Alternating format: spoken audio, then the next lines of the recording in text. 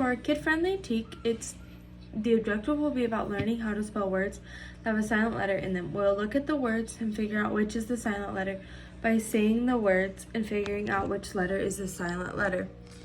So the vocabulary words we'll be looking at are knife, gnat, and hope. For a language objective, the English language proficiency standards in this section outline English language proficiency level descriptors and students' expectations for English language learners. School districts shall implement this section as an integral part of each subject in the required curriculum. The English language proficiency standards are to be published along with the Texas Essential Knowledge and Skills for each subject in the required curriculum. For our listening, the students will use listening to be able to tell where the silent letter is at in the word. For speaking, during the lesson, the students will be using speaking to be able to announce the words so that they can hear where the silent letter might be in the word. For reading, students will be reading a short story that the teacher has provided. They will then find all the words in the story that have a silent letter in them. The students will then write their own essay. They will be required to include 5 words that have a silent letter in the words in their essay. So for our regular portion, I have come up with 3 questions, the higher end thinking questions, and 1 activity. So now we are going to be answering a few questions. I will ask you the questions and I want you to raise your hand and wait to be called on. Remember, these questions should be answered with more than 1 word. All right, are you guys ready? All right, for first question, I want 2 of you to raise your hand and tell me what is the importance of a silent letter is.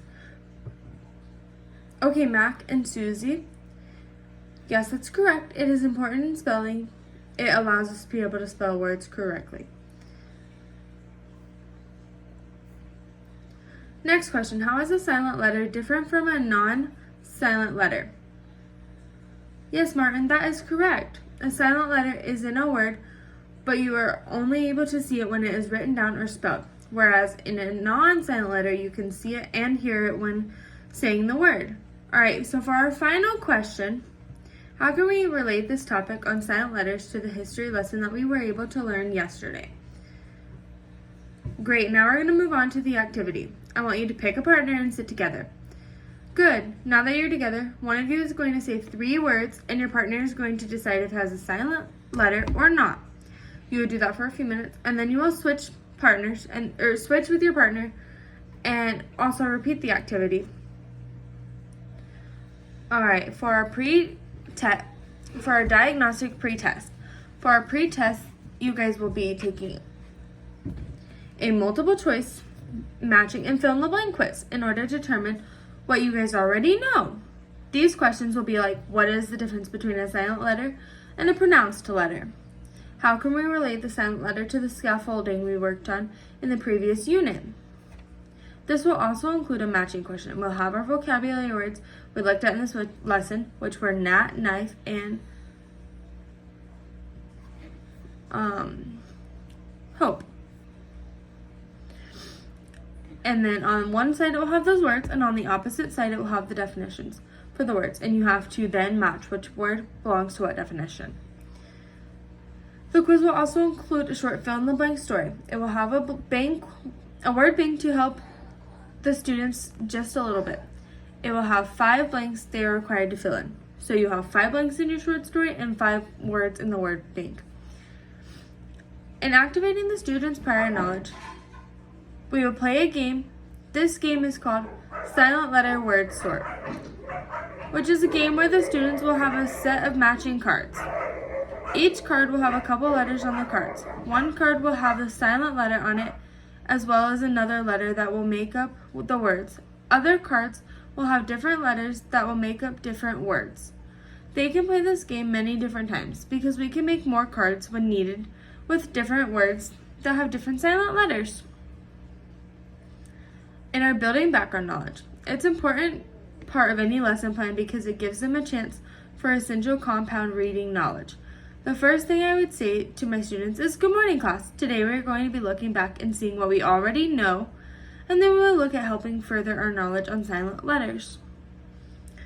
The teacher will teach the vocabulary word by creating a game. She'll first give the definitions, and then we'll have the class look around the room to find things that can be the same thing.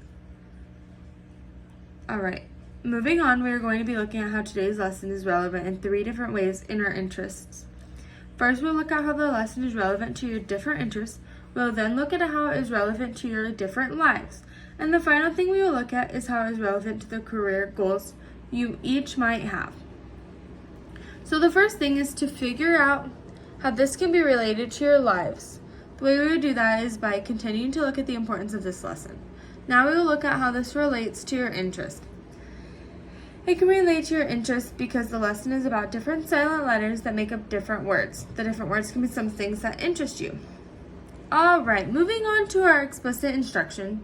This is the I do it stage, which means I do it while you guys watch and pay attention so that when it's your turn, you'll know what we're supposed to be doing.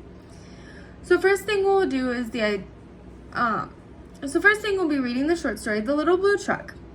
After reading through the story, I will then go through and circle at least 5 words that have a silent letter in them.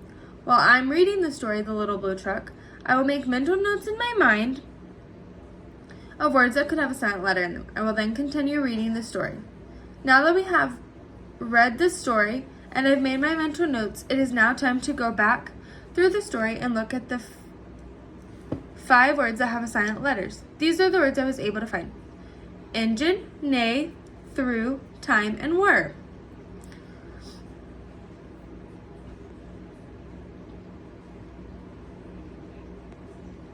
Alright, now let's move on to our we do. We were doing this part as a whole between you and I. So we'll begin looking at the short story, The Little Engine That Could, and we'll begin reading Popcorn Around the Classroom. Which means I will start with the sentence and then I will choose another person to read. And when that person reads their sentence or their paragraph, they will then choose another person to read. Now that we have read the story, we will now be taking a couple moments to look for 5 words that have a silent letter in it with your partner at your table. You will then reread the story with your partner and then look for your 5 words. Once you have done that, we will come back together as a whole class and then continue on with our lesson.